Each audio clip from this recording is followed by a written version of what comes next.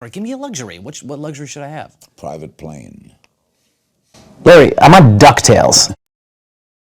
Welcome to the newest installment of the Entertainment Inspector channel. I'll be reviewing the 2017 DuckTales. I have a lot to say, so let's get into it. So, you like comedic adventure shows with great characters? Well, good. Welcome to DuckTales 2017. Right off the bat, we have to talk about how amazing these characters are. They took the good parts of the 1987 characters and meshed them with better qualities. Huey, Dewey, and Louie are actually different characters with their own personalities. Webby got a complete rehaul for the better, and Scrooge is way more likable and voiced by the awesome David Tennant. I mean, really, every character got revamped. I really don't dislike any characters that I've seen so far. They're all voice acted, animated, designed, and written so well. The Beagle Boys are just so much more fun in this iteration. They're just as dumb as before, but they're way funnier. I love seeing the gang defeat them with such ease. I also enjoy Launchpad way more in this reboot. He's funnier and overall just better utilized. Speaking of comedy, it's balanced really well with the story. I would consider this a comedic adventure show. I love that they don't use cheap quick gags and do a lot more observational reactional comedy. And I appreciate the maturity in staying away from toilet humor, for the most part. It's hard to say who the funniest character is, but Glumgold is up there as one of the funniest for sure. Launchpad is another good one, but ultimately I feel like the trio is just the best. They just have such great chemistry. Art style and animation. Beyond the characters, the art style and theme song got a rehaul. I absolutely love this new art style. They keep the classic look of the Ducks so you know it's them, but they make them in this modern Disney cartoon style and it's just so pleasing to the eye. It's also of course in 1080p HD, so those two factors combined for just an overall more enjoyable watch visually. I really love the colors in the show and they work really well. And as for the animation itself, it does not feel riggy or robotic from what I can tell so far. Whether or not they use rigs, it doesn't look that way. So if they do, props to them for making it look good. The theme song is a good example of how well animated this show is. So many different perspective changes and it's smoother than butter. The only complaint I have with the intro is, like other people have said, the new singer Felicia Barton doesn't work as well as the former singer in the 1987 iteration. Her voice is good enough, but she just isn't as enthusiastic as the old singer, Mark Mueller. I don't mind the lyrical changes, but the lost sense of enthusiasm does bother me. I don't know why they didn't just get the original guy as he's still alive. Modern elements and voice acting. I feel like what really pushes the show is just the modern elements, because they chose good modern elements. Things that have been improved on. The design of the show illustrates my point perfectly. Something else that comes with doing a reboot of the show is new voices most of the time. I absolutely love the voice cast here. They all do a phenomenal job voicing their characters. David Tennant as Scrooge is obviously my favorite. But I think next to him is Ben Schwartz as Dewey.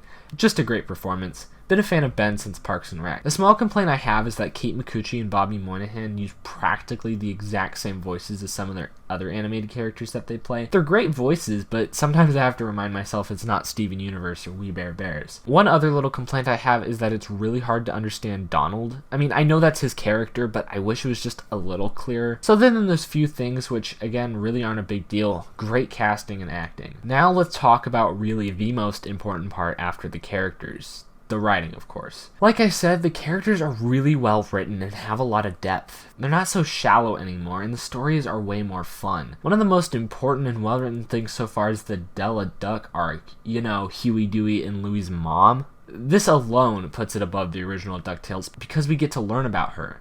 There's just a lot of good backstory there. That is currently the biggest appeal for me. They get you hooked early on with it being a mystery, and that plays throughout seasons 1 and 2. In various episodes, they drop more information about her, and towards the beginning of season 2, we get a pretty heavy episode on Dewey finally telling his brothers about his research with Webby. On an episode-by-episode basis, however, the adventures they go on are good, sometimes complex, sometimes simple, but since the characters are so strong, they really can be thrown into any situation and make it a good watch. I also really appreciate and value the use of morals and lessons in the show. One of the earliest episodes has one I really like, which is to work hard to achieve your goals. That episode really pushes putting in a hard day's work and to keep working towards your goals, and how it's much more satisfying in the end working for what you have rather than it being given to you. I would love to see this taught in more shows, and I really respect them for taking that step to say it. This show just feels really grounded and structured. I look forward to seeing what other lessons they put into this show. I think too often shows aimed at kids or even teens just lack a good solid message at the end of an episode. If there's any, it's usually quite lazy,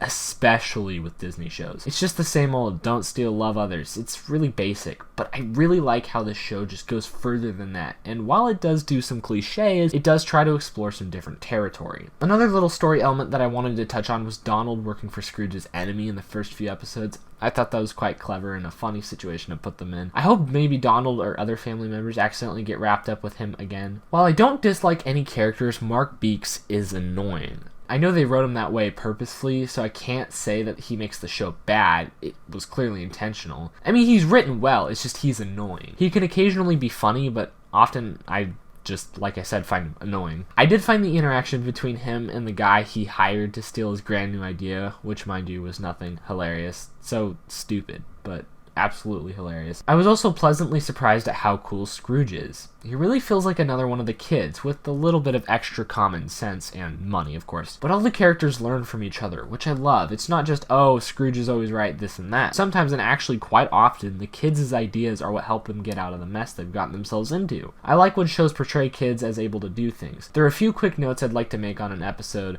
called The Secrets of Castle McDuck. I briefly mentioned a story element from this episode earlier, but I wanted to go in more depth. First off, damn, his parents must be old. I was really surprised to see them there when you consider how old Scrooge is. Next thing is, while it was predictable, I'm glad Dewey spilled the beans about their mom to Huey and Louie. This is quite an important episode in that storyline, and it was nice to see them help Dewey after that interaction, even though they were mad at him. It shows that they have a great bond with each other and will save each other even if they're not happy with how the others have acted. They always have their back, is what I'm saying. The only other small thing I'd like to mention is how underutilized Webby was in that episode. Her shock just goes on for way too long, and I almost would have rather she didn't appear in the episode at all. Overall, really well done writing. Massive props to the people behind the show, and I look forward to finishing what they've given us so far. Music. The music in the show is really well done, as most modern shows are. I feel like it's underappreciated at how well most shows' scores are, regardless of if it's live action or animated. I already touched on the theme song earlier, but for the background tracks itself, I just have to applaud it. No complaints whatsoever. Oh, and a standout episode with music is Sky Pirates in the Sky. That episode has some fantastic musical numbers that just make watching the episode that much more fun. I hope to see them do more of this in the future. Conclusion. I'd like to conclude with this. I feel like the appeal of the show is just way better than the original. There's something so much more inviting about this series than the older one. Really, all of these improved elements combined just beat out the 87 series. I wouldn't personally say the 87 series is bad, but it's just not as fun. Overall, this is a fantastic show, and like in many of my other reviews, I haven't finished all of what they've given us, so I do look forward to finishing it. On a last note, I know Disney has just canceled the series, which I'm very sad to hear about, but I hope they can wrap things up nicely. Great work to the team, and I bid you adieu.